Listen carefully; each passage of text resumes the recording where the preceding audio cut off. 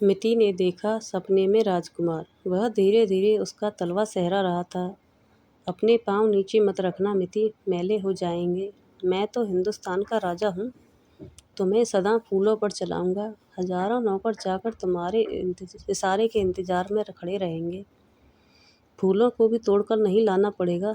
जहाँ तुम मुझे देखकर मुस्कुराई कि अपने आप फूलों की वर्षा हो जाएगी। वह उसके होठों को चूम रहा था। हाँ मेरे प्यारे चंदन, मैं तुम्हारे राज्य की अकेली महारानी। बस कुछ ही महीने, लाल नीले पीले रंग के बलुओं के ऊपर नीचे होगा नर्तन। दोनों एक दूसरे के हाथ में हाथ थामे आकाश में उड़ चले थे। बादलों के पार जहाँ परियां नाच रही थी, मधुर संगीत बज रहा था। हौले हौले सुबह हुई, पंछी जागे, उठो ये सोने वाले, भोर जगाए। अरे ये क्या बार बार यही लाइन। वह हड़बड़ाकर उठ बैठी। यह कौन आ मरा सुबह सुबह, और वह कहाँ चला गया, जरा दरवाज़ा भी नहीं खोल सकता। कितना सुहाना सपना था। ओह, उसके पूरे अंग में झुरमुई सी हो रही थी। उस पर सपने का प्रभाव पूरी तरह छाया हुआ था। जरा सा आंखें खोलकर उसने अपने गाउन की तलाश की। वह दूर पलंग के दूसरे किनारे पर पड़ा हुआ था।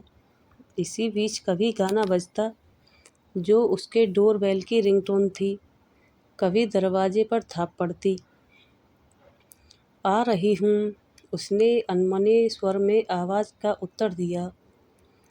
उसके चेहरे पर नागवारी के भाव स्पष्ट दृष्टिगोचर हो रहे थे।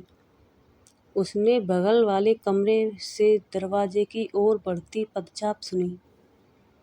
अब जा रहा है, जब मेरा सपना टूट गया।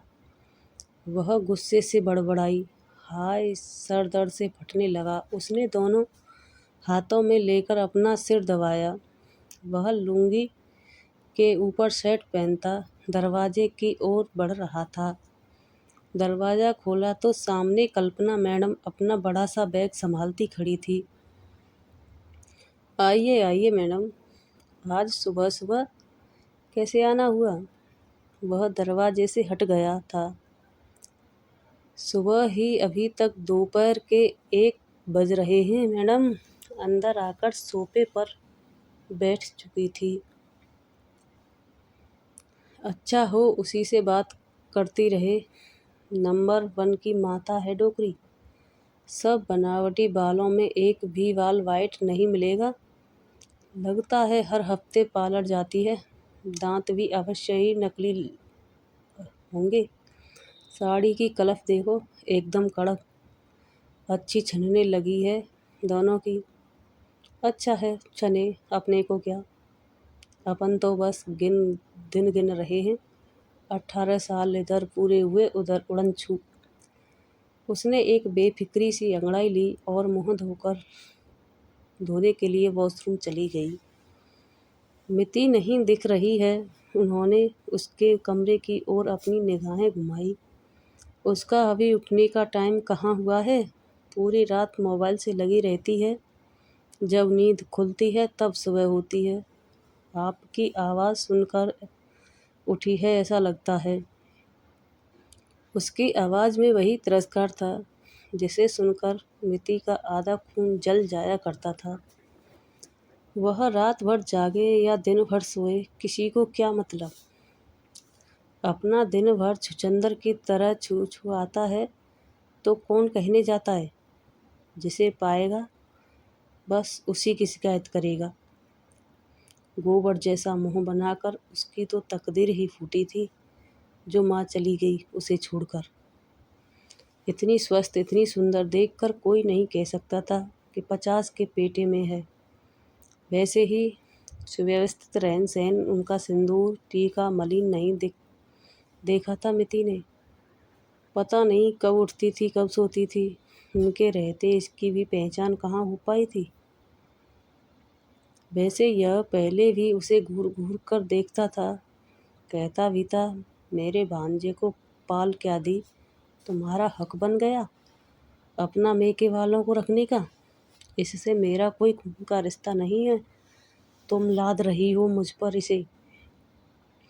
कहता तो सच ही है, इससे उसका कौन सा खून का रिश्ता है।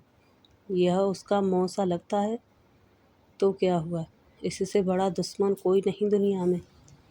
एक तो उसके माँ बाप पर हिंसा के शिकार हो गए, उसकी किसी ने उम्मीद नहीं थी। उस छोटे चाचा ने दिन दहाड़े घर में घुसकर खाना खाते पिताजी एवं गिलास में पानी डालती माँ को गोलियों से भून डाला। वह संभव के साथ पड़ोस में खेल रही थी। घटना की खबर सारे मोहल्ले में आग की तरह फैल गई। पड़ोसन ने उन्हें छुपाया कि हत्यारा ढूंढता ही रह गया। वह पूरा वंश नाश करके अपनी संपत्ति हड़पना चाहता था।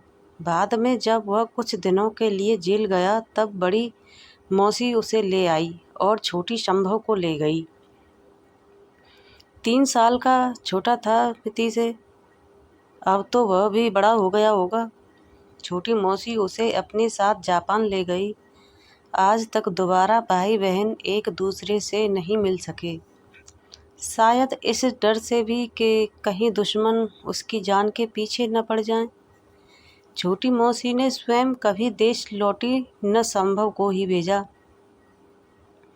वह अपने माता पिता के अंतिम दर्शन भी नहीं कर पाई थी। बहुत दिन तक लगता था सब झूठ कह रहे हैं इस दुनिया में, लेकिन कब तक सच को आंखें मूंदे रहा जा सकता था। अरे कहाँ हो भाई मिति बिटिया, जल्दी से इधर आ जाओ, मैं तुम्हारी पसंद के दही बड़े लाई हूँ।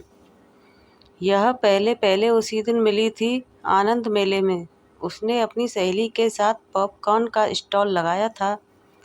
वह मेले में किसी संस्था के बच्चों को लेकर आई थी। माँ के न रहने की बात जानकर एकदम से चिपक गई।